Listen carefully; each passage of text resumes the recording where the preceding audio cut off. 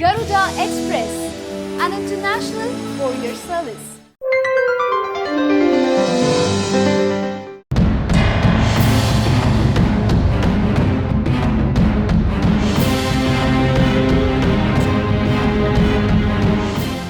మా ఊరు ఇది కాదు మధుర. అక్కడ నా భర్త పిల్లలు ఉన్నారు. నన్ను అక్కడకు తీసుకువెళ్ళండి అంటూ ఓ 4 ఏళ్ల పాప శాంతాదేవి ఏడుస్తుంటే కుటుంబ సభ్యులంతా షాక్ తిన్నారు. ఆమె చెప్పే వివరాలన్నీ పక్కాగా ఉండటంతో మధుర వెళ్ళి చూస్తే శాంతాదేవి చెప్పిన అక్షరం నిజం. ఆమె చెప్పిన ఇంటి గుర్తులు, భర్త అని చెప్పిన వ్యక్తి పోలికలు, ఆమె పిల్లల పేర్లు, ఆ పరిసరాలు అన్నీ సరిగ్గా సరిపోయాయి. గుజరాత్లోని ఎక్కడో మారుమూల పల్లెలో ఉన్న 4 ఏళ్ల పసిపాపకి ఈ వివరాలన్నీ ఎలా తెలిసాయి? అంటే పునర్జన్మలున్నాయా?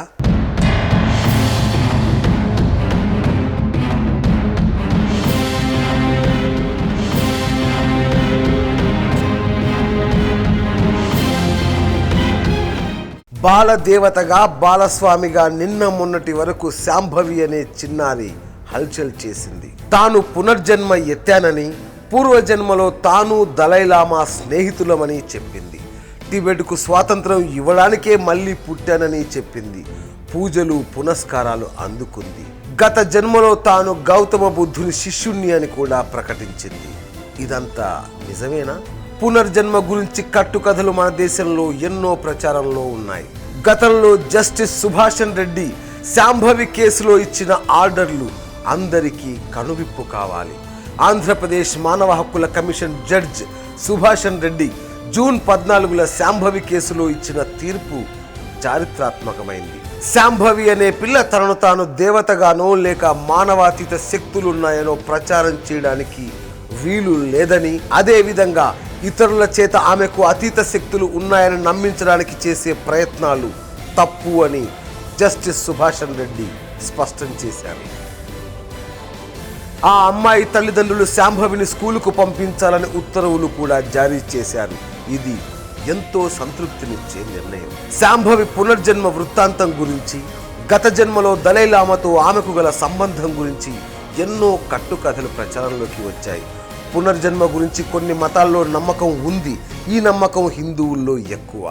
కొన్ని రకాల బౌద్ధుల్లో కూడా పునర్జన్మల పట్ల నమ్మకం ఉంది. ముఖ్యంగా దలైలామా నమ్మే వజ్రయానంలో ఈ నమ్మకం టిబెట్లో బలంగా ఉంది. కానీ నమ్మకానికి యథార్థానికి మధ్య గల తేడాల్ని గుర్తించకుండా పునర్జన్మ కట్టుకథలను ప్రచారం చేయడం, దానితో లాభాల్ని పొందాలనుకోవడం అత్యంత హేయమైన విషయం. ఈ పునర్జన్మ గురించి వచ్చిన కట్టుకథలు ప్రధానంగా ఉత్తర భారతదేశం నుంచే ఎక్కువగా ప్రచారంలోకి వస్తున్నాయి. ఎక్కడైతే భక్తి, మౌఢ్యం అధికంగా ఉంటుందో పునర్జన్మల పట్ల నమ్మకం కూడా అధికంగా ఉంటుంది.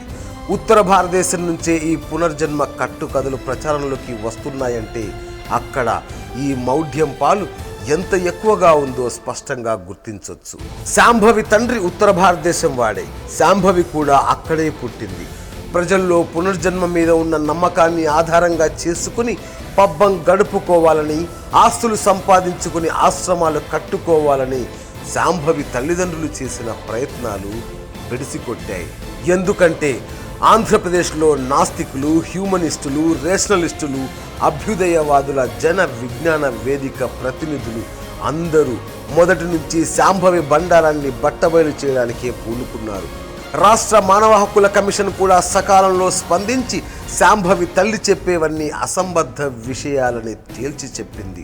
ఇటీవల కాలంలో ఉత్తర భారతదేశం నుంచి పునర్జన్మ గురించి వచ్చిన కథలన్నీ ఆడపిల్లల పునర్జన్మ కథలుగా ఉండటం విశేషం. తల్లిదండ్రులు, ఇతర స్వార్థపర శక్తులు అమ్మాయిలకు చెప్పే విషయాలన్నీ చిలుక పలుకులుగా వారు వర్ణిస్తున్నారు. మౌఢ్యం డ్రైనేజీలా పొంగి పొర్లుతున్న మన దేశంలో ఈ కట్టు కథలకు విస్తృత ప్రచారం లభిస్తోంది. మీడియా గనుక సత్యాన్వేషణకు పూనుకుంటే, ఆ పిల్లలను, తల్లిదండ్రులను ప్రశ్నించడం మొదలు పెడితే వాళ్ళు చెప్పే విషయాల్లో యథార్థం లేదని స్పష్టమవుతుంది. 1986లో ఉత్తర భారతదేశంలో శాంతాదేవి పునర్జన్మ వృత్తాంతం విస్తృత ప్రచారం పొందింది. ఆమె పునర్జన్మ గురించి చెప్పే గాథలన్నీ యథార్థమని నమ్మేవారు ఇప్పటికీ లేకపోలేదు. కానీ కలకత్తాకు చెందిన బాలచందర్ నెహతా శాంతాదేవి పునర్జన్మ గురించి సత్యశోధనకు పూనుకున్నారు. ఆయన స్వయంగా కాన్పూర్ వెళ్ళి శాంతాదేవిని, కుటుంబ సభ్యులను, పని మనుషులను, చుట్టుపక్కల వారు అందరినీ కలిసి మాట్లాడి శాంతాదేవి చెప్పేది అబద్ధం అని తేల్చి చెప్పారు. గోరాకు సన్నిహిత మిత్రుడైన బాలచందర్ నెహతా శాంతాదేవి పునర్జన్మ వృత్తాంతం అని తాను సేకరించిన ఆధారాలతో పుస్తకం ప్రచురించారు. దానితో ఆమె బండారం బయటపడి నోరు మూతపడింది. కన్నంలో దొరికిన దొంగల్లా ఎక్కడి వారక్కడే గప్చుప్ అయిపోయారు. ప్రజల్లో ఉన్న మౌఢ్యాన్ని, బలహీనతల్ని ఆధారంగా చేసుకుని తమ పబ్బం గడుపుకోవాలని కొంతమంది చదువుకున్న ప్రబుద్ధులు కూడా మోసాలకు ఒడిగడుతుంటారు. అలాంటి వాడే ప్రొఫెసర్ బెనర్జీ. 50 ఏళ్ల క్రితం రాజస్థాన్ యూనివర్సిటీలో సైకాలజీ ప్రొఫెసర్గా ఉన్న బెనర్జీ పునర్జన్మ మీద తాను పరిశోధన చేస్తానని యూనివర్సిటీ గ్రాంట్స్ కమిషన్ను నమ్మబలికారు. ఆ పరిశోధన పేరుతో గ్రాంట్ పొంది ఆయన ప్రపంచమంతా జల్సాగా తిరిగారు. తన పరిశోధనలో పునర్జన్మ ఉంది అని తేలిందన్నాడు. అయితే తక్కిన సైకాలజీ ప్రొఫెసర్లు ఊరుకుంటారా? నీవు చెప్పేదానికి ఆధారాలు ఏంటి అని ఆయన్ను నిలదీశారు. ఏమీ ఆధారాలు చూపించలేకపోయాడు. ప్రజల్లో ఉన్న మూఢ నమ్మకాల్ని, అజ్ఞానాన్ని ఆధారంగా చేసుకొని గొప్పవాడవుదామనుకున్న బెనర్జీ బొక్కబోర్లా పడ్డాడు. అంతేకాదు, యూనివర్సిటీ గ్రాంట్స్ కమిషన్ ఒక విచారణ సంఘాన్ని నియమించి అతడి పరిశోధనల ఆధారాల్ని చూపించమంది. పునర్జన్మ ఉంది అనడానికి ప్రాథమిక సాక్ష్యాధారాలు కూడా బెనర్జీ చూపించలేకపోయాడు. కొండ నాలుకకు మందు వేస్తే ఉన్న నాలుక ఊడిందన్నట్లుగా పునర్జన్మ పరిశోధన పేరుతో పేరు పొందుదామనుకున్న బెనర్జీకి అసలుకే మోసం వచ్చింది. యూనివర్సిటీ గ్రాంట్స్ కమిషన్ డబ్బు తీసుకుని అబద్ధాల ప్రచారం చేసినందుకు యూనివర్సిటీ అతని ఉద్యోగాన్ని కూడా ఊడబీకింది. ప్రొఫెసర్గా అతను ఉండడానికి పనికి రాడని తేల్చి చెప్పింది. అసలు పారాసైకాలజీ డిపార్ట్మెంట్ పెట్టడమే తప్పు అని రాజస్థాన్ యూనివర్సిటీ ఆ డిపార్ట్మెంట్ని మూసివేసింది. అబద్ధాన్ని నిజమని నమ్మించడానికి చేసిన ప్రయత్నాల పట్ల యూనివర్సిటీ విచారం వ్యక్తం చేసి ప్రజలకు క్షమాపణ కూడా చెప్పింది. పునర్జన్మ కట్టు కథలు ప్రచారం జరగకుండా ఆపాలి అంటే ప్రజలు ఎక్కడికక్కడ పునర్జన్మ గురించి మాట్లాడే వారిని నిలబెట్టి ప్రశ్నించాలి.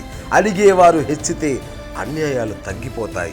అమెరికాలోనూ ఇతర దేశాల్లోనూ కొందరు పునర్జన్మ గురించి, మరణానంతర జీవితం గురించి మాట్లాడుతూ ఉంటే సత్యాన్వేషకులు వారిని నిలబెట్టి ప్రశ్నించారు. దాంతో ఆ నాటకాలు అంతటితో ఆగిపోయాయి. అమెరికాలో హార్వర్డ్ యూనివర్సిటీలో తేమాంట్ అనే నేషనలిస్ట్ మరణానంతరం జీవితంపై విస్తృతంగా పరిశోధన చేశారు. ఎన్నో చోట్లకు వెళ్ళి ఎంతో డబ్బు ఖర్చు పెట్టిన ఈ పరిశోధనలో తేలింది ఏంటయ్యా అంటే అసలు మరణానంతరం జీవితం లేనే లేదు. ఎక్కడికక్కడ ఎవరైనా పునర్జన్మ గురించి మాట్లాడితే ప్రజలు నిలబెట్టి ప్రశ్నించాలి. మూఢ నమ్మకాలపై, అజ్ఞానంపై ప్రజలు కొరడా ఝులిపిస్తే సైన్స్, శాస్త్రీయ దృష్టితో మన సమాజం మరింత ముందుకు పురోగమిస్తుంది. పునర్జన్మ, మరణానంతర జీవితం లాంటివన్నీ కట్టు కథలే తప్ప యథార్థం కానే కావు. ప్రశ్నించడానికి పూనుకుంటే పునర్జన్మ గురించి మాట్లాడేవారు ముందుకు రారు. ఎందుకంటే వారి బండారం బయటపడుతుంది కాబట్టి. మన దేశంలో విద్య, విజ్ఞానం తక్కువగా ఉండటం వల్ల, గ్రామసీమల్లో మూఢనమ్మకాలు, అజ్ఞానం అధికంగా ఉండటం వల్ల సైన్స్, టెక్నాలజీ అప్రతిహతంగా పురోగమిస్తున్న ఆధునిక యుగంలో కూడా ఇంకా ఇలాంటి నమ్మకాలు ప్రజల్ని తప్పుదోవ పట్టిస్తున్నాయి. అందుకే ప్రశ్నించడం, పరీక్షించడం, పరిశీలించడం ప్రజల ప్రాథమిక కర్తవ్యం. ఈ కథనం మీకు నచ్చినట్లయితే యోయో టీవీ ఛానల్ను లైక్ చేయండి, షేర్ చేయండి, సబ్స్క్రైబ్ చేయండి. Keep watching YoYo TV channel.